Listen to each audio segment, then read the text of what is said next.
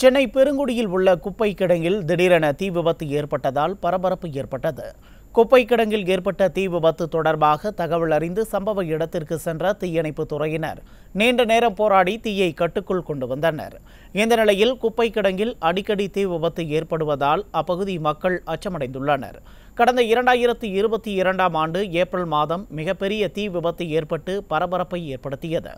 அதேபோல கடந்த வாரமும் குப்பை கிடங்கில் தீ விபத்து ஏற்பட்ட நிலையில் மீண்டும் தீ விபத்து ஏற்படாமல் தடுக்க விடியா திமுக அரசு உரிய நடவடிக்கை மேற்கொள்ள வேண்டும் என அப்பகுதி மக்கள் வலியுறுத்தியுள்ளனர்.